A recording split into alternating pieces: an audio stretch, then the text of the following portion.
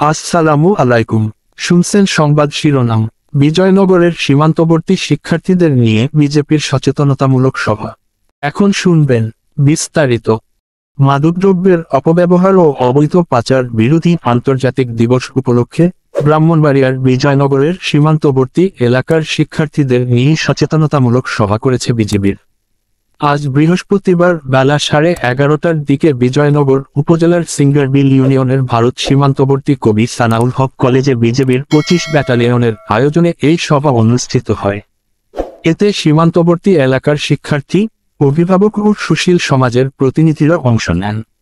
সভার শুরুতে মাদকদ্রব্যের অপব্যবহার ও ক্ষতি সম্পর্কিত একটি প্রামাণ্যচিত্র প্রদর্শিত হয়। বিজেপির 25 ব্যাটালিয়নের অধিনায়ক লেফটেন্যান্ট কর্নেল জব্বার আহমেদের সভাপতিত্বে সভায় বক্তব্য রাখেন বিজয়নগর উপজেলা নির্বাহীর কর্মকর্তা সাধনা ত্রিপুরা, কবি সানাউল হক কলেজের অধ্যক্ষ মোহাম্মদ আহসান আহমেদ রানা ও বিজয়নগর থানার ভারপ্রাপ্ত কর্মকর্তা শহীদুল ইসলাম প্রমুখ।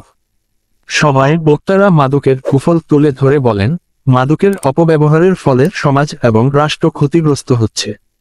দেশের ভবিষ্যৎ প্রজন্মকে রক্ষায় মাদকের বিরুদ্ধে সবাইকে ঐক্যবদ্ধভাবে লড়তে হবে। এক্ষেত্রে সীমান্তবর্তী বাসিন্দাদের সবার আগে সোচ্চার হওয়ার পাশাপাশি সন্তানরা যেন মাদকাসক্ত না হয়ে পড়ে সেদিকে নজর রাখতে হবে।